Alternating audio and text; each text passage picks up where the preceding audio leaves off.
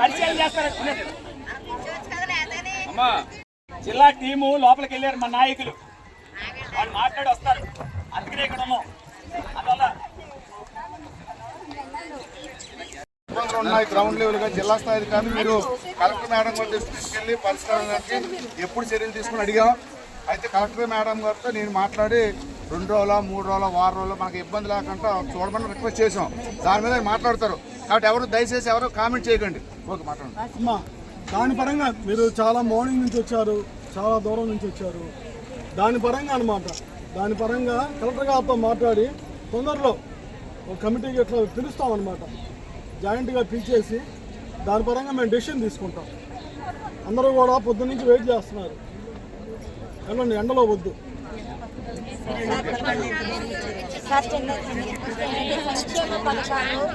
అంగన్వాడీ హెల్పర్లకి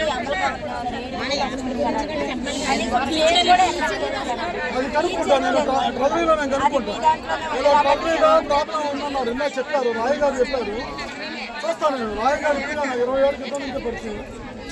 అందులో చూస్తాం, మేము చూస్తాం ఒకసారి. ఓకే ఓకే ఇప్పుడు సార్ గారు వచ్చారు, పరిశీలిస్తామని చెప్పారు కాబట్టి తొందరలోనే ఆ నిర్ణయం చేయాలని మరి డిఆర్ఓ గారు మేము రిక్వెస్ట్ చేసి వచ్చినందుకు ధన్యవాదాలు తెలియజేస్తూ మన ఎక్కడితో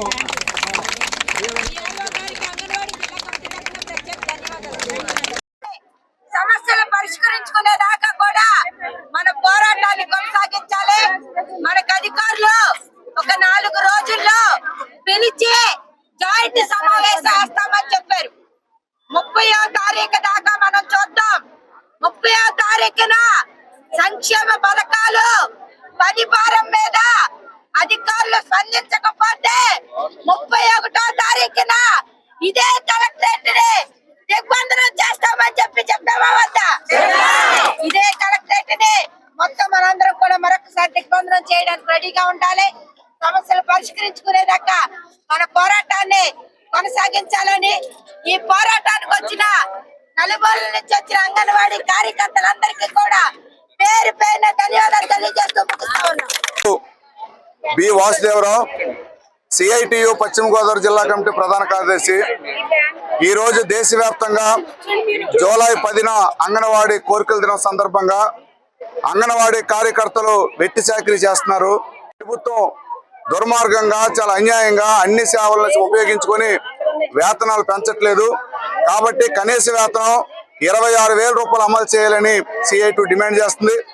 అలాగే ఇప్పుడు నవచైతన్య యాప్ ద్వారా కార్మికులు తీవ్రంగా పనిభారం పెడుతున్నారు. కాబట్టి ఆ పనిభారం తగ్గించాలని, అలాగే ఎస్ఆర్ డ్యూటీలు ఈరోజు ఓట్లకు సంబంధించినటువంటి ఎస్ఆర్ వెరిఫికేషన్ జరుగుతుంది. దానికి సంబంధం లేనటువంటి పనుల్ని స్కీమ్ వర్కర్లను ఉపయోగించి ఈరోజు ప్రజల్లో వ్యతిరేకత తీసుకొచ్చే పనులు చేస్తున్నారు. కాబట్టి ఎస్ఆర్ నుంచి అంగన్వాడీ ఆశా వాళ్ళని మినహాయించాలని సిఐటి డిమాండ్ చేస్తుంది. అలాగే అంగన్వాడీ సమస్యల పరిష్కారం కాకపోతే మళ్ళీ 31వ తారీఖున కూడా స్కీమ్ వర్కర్ల సమస్యల మీద ప్రభుత్వ సంక్షేమ పథకాలు అమలు చేయాలని డిమాండ్ చేస్తూ పెద్ద ఎత్తున కలెక్టర్ ఆఫీస్ ముట్టడి ఉంది. ఆ కార్యక్రమం కూడా పెద్ద ఎత్తున కార్మికులు పాల్గొంటారు. ఎప్పటికైనా ప్రభుత్వం తక్షణ చర్యలు చేపట్టాలని సిఐటియు జిల్లా కమిటీ పక్షాన ప్రభుత్వానికి డిమాండ్ చేస్తున్నాం.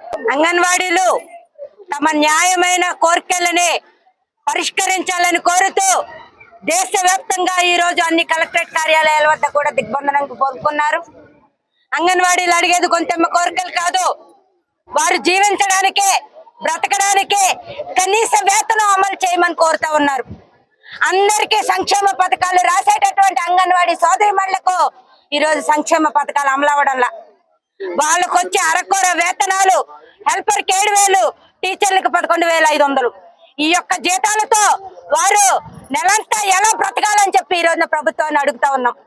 అయ్యా జీతాలు పెంచండి మహాప్రభ అంటే ఈ రోజు నవచేతన యాప్ అని, ఎస్ఆర్ డ్యూటీ అని, ఇంకొక యాప్ అని, ఫేస్ యాప్ అని అనేక రకాల యాప్లు తీసుకొచ్చి పని భారాన్ని పెంచుతా ఉన్నారు.